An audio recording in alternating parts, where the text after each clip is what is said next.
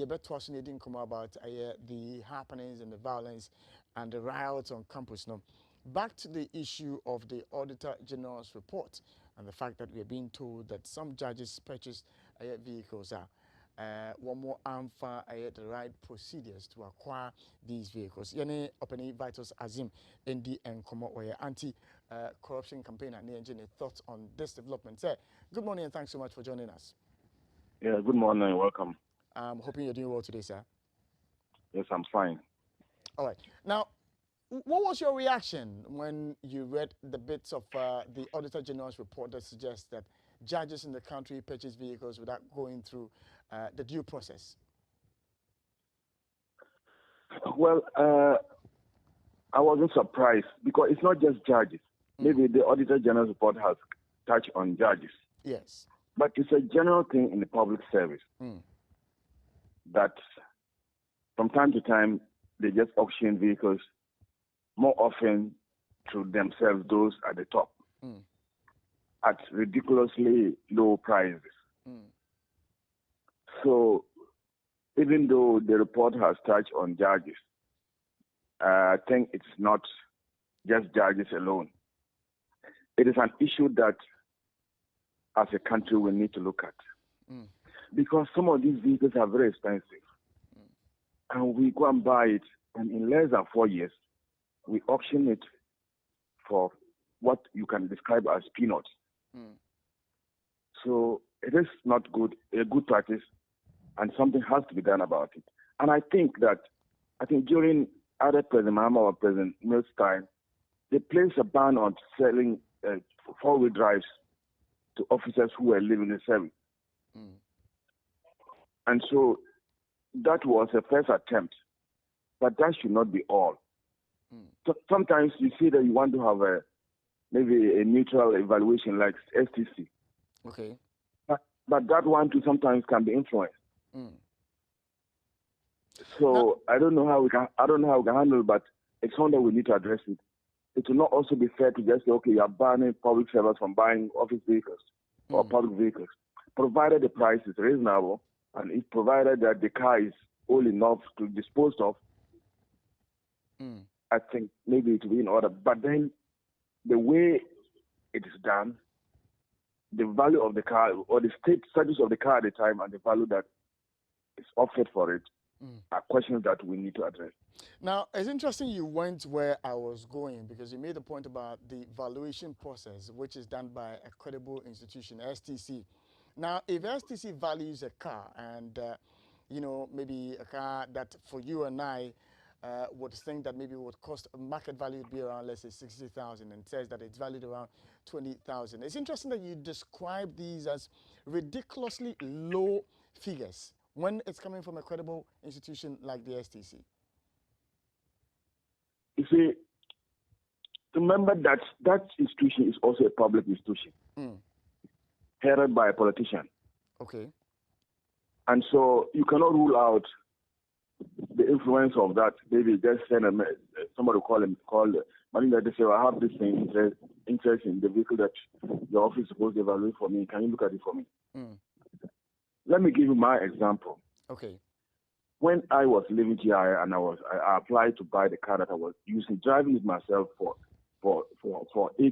7 years. The board asked 3 institutions, Toyota, STC, and I think one other institution, I don't remember that other institution, to value the car. And they decided to take the one that was higher, the valuation that was higher for me to pay. I had used it for 2008 and lived 2006, so about 2016, so about eight years. You see. So at least for 1 or 2 other institutions to also look at the car. And even an honored person knowing when the car was bought, how long it has been used, the mileage and all those things should be considered.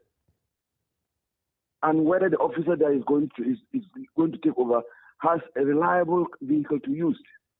You see, there are a number of factors that we need to look at. Yeah.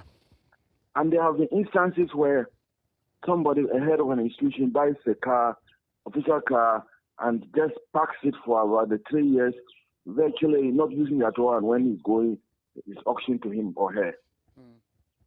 And so this obviously is a malpractice. If you deliberate, the car is meant for you to use, but because you have access to other cars, you pack that car because you love it, and then when you are going, it's auctioned to you. Of course, there are certain cars that are very bad that you can buy two and cannibalize them.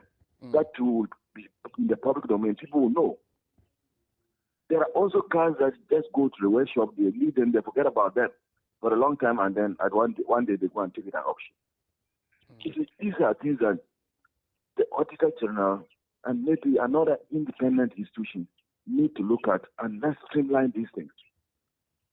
Now, the interesting bit is got to do with the fact that most of these institutions have got their own auditing mechanisms, and I don't want us to limit the conversation to the judges. When it comes to these corruption figures that the Auditor General is throwing at us this morning, they've got their own internal mechanism to avert these things that the Auditor General year on has been highlighting for us, and then the Public Accounts Committee sits on these issues. Is that to suggest that our structures are not in place?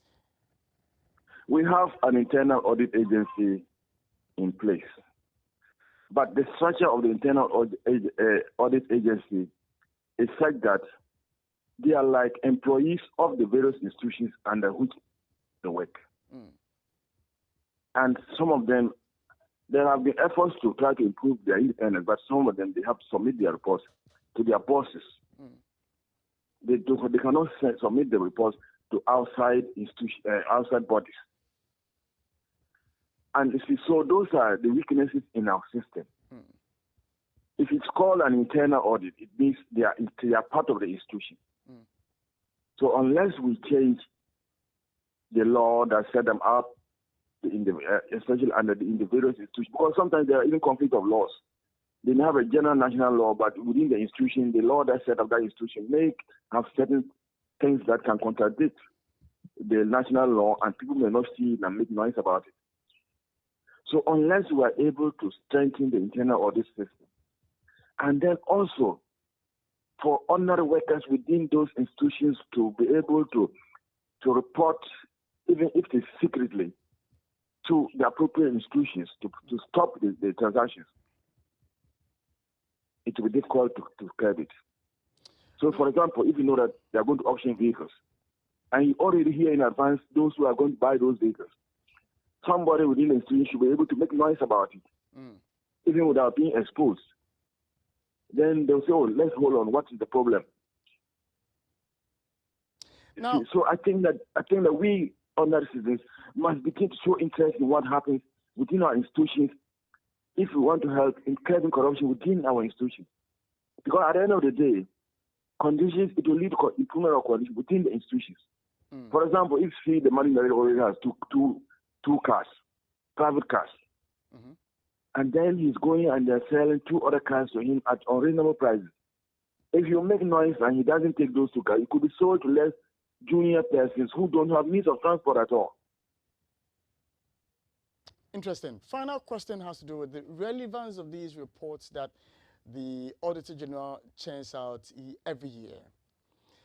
In the end, what do we do with it when we see all these corrupt practices at various state agencies and institutions?